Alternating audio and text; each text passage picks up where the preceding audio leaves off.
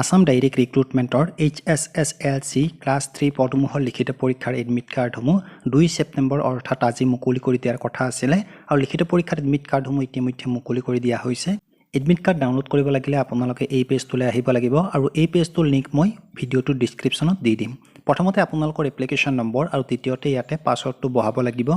Application number আৰু পাছৱৰ্ডটো দিয়াৰ পিছত আপোনালোকে তলত লগইন কৰিব আৰু এডমিট কাৰ্ডখন অহাৰ পিছত আপোনালোকে ইয়াতে PDFত ক্লিক কৰিব। ক্লিক কৰি আপোনালোকে কি কৰিব, নিজৰ যিটো ষ্ট'ৰেজ আছে মোবাইলত তাত আপোনালোকৰ এডমিট কাৰ্ডখন এনেকৈ সেভ কৰি ল'ব। প্ৰথমতে যিজন কেণ্ডিডেটে এপ্লাই কৰিছে তেওঁৰ ইনফৰমেশ্যনখিনি ওপৰত থাকিব। ইয়াতে তলত আহিলে আপোনালোকে যিটো এক্সাম চেণ্টাৰ আছে সেইটো দেখা পাব।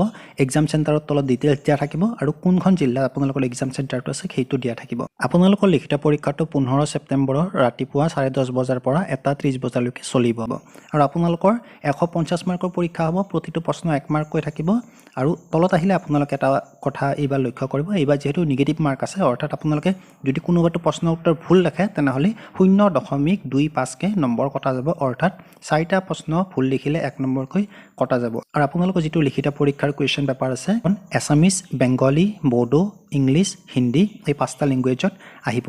আৰু যিসকল কেণ্ডিডেটে নিজৰ এপ্লিকেশ্যন নম্বৰ আৰু পাছৱৰ্ডটো পাহৰি গৈছে তেওঁলোকে এই পেজটোতে আহি তলত ফৰগেট পাছৱৰ্ডত ক্লিক কৰিব আৰু ফৰগেট পাছৱৰ্ডত ক্লিক কৰাৰ পিছত আপোনালোকে এই পেজটোলৈ আহিব। ইয়াতে প্ৰথমতে আপোনালোকৰ এপ্লাই কৰোঁতে যিটো ফোন নম্বৰ দিছিলে সেই ফোন নম্বৰ আৰু দ্বিতীয়তে আপোনালোকৰ ডেট অফ বাৰ্থটো বহাই দিব। বহাই দি যেতিয়া তলত ছাবমিট কৰিব আপোনালোকে যিটো এপ্লাই কৰোঁতে ফোন নম্বৰ দিছিলে সেই নাম্বাৰটোলৈ এটা মেছেজ যাব য'ত আপোনালোকৰ এপ্লিকেশ্যন নম্বৰ আৰু পাছৱৰ্ডটো দিয়া থাকিব। আৰু মই ভাবোঁ এইটো এটা বহুতে ভাল খবৰ, কাৰণ বহুতো কেণ্ডিডেটে সুধি আছিলে যে লিখিত পৰীক্ষাৰ এডমিট কাৰ্ড কেতিয়া মুকলি কৰি দিব। এতিয়া আপোনালোকৰ যদি মোৰ এইটো ভিডিঅ' চাই ভাল লাগিছে ভিডিঅ'টো লাইক কৰক, কমেণ্ট কৰক, লগৰবোৰৰ লগত শ্বেয়াৰ কৰক আৰু যদি আগলৈ এনেকুৱা ভিডিঅ' চাই থাকিব বিচাৰে তেনেহ'লে মোৰ চেনেলটো ছাবস্ক্ৰাইব কৰিবলৈ নাপাহৰিব। এইখিনি আছিল আজিৰ এই সৰু ভিডিঅ'টো। ধন্যবাদ।